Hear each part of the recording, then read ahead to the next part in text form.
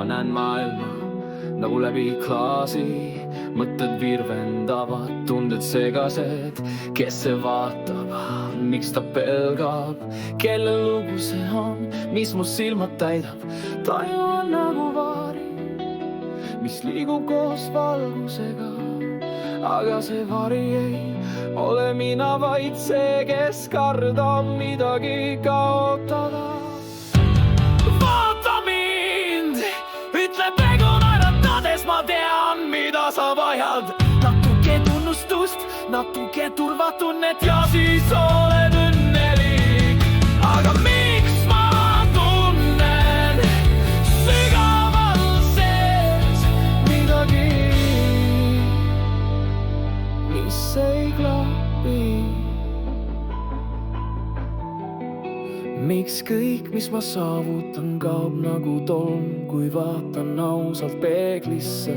Sind ei saa kaotada, sest sa oled mina, ütleb olemus vaikselt. Mina ei karda, mina ei vaja kinnitust, mina lihtsalt olen vaikselt, selgelt täis elu.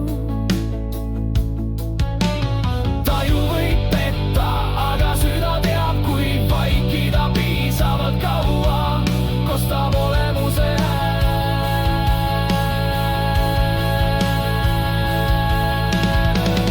Tõusev dramaatiline osa, sisemine võitlus, ego viimane surve, seejärel ärkamine. Aga kes sa siis oled, kui sa loobud kõigest? Karjub ego. Kes sa oled ilma nime, ilma plaanita, ilma valuta? Ma värisen, ma vaikin, ma vaatan temasse ja ütlen, ma ei tea, aga ma tahan teada. Ja siis vaikus ei hirmuta enam, see kutsub, ma hakkan kuulma enda tõelist häält. See ei karju, ta ei toista midagi, ta lihtsalt on. Taju muutub selgeks, kui ego vaibub. Ma näen maailma nagu esimest korda, lihtsana, ilusa, täis tähendust ja hingust. Ma ei pea midagi olema, ma ei pea kuhugi jõudma. Kui ma olen kooskõlas oma olemusega, ma olen kohal, ma olen terve.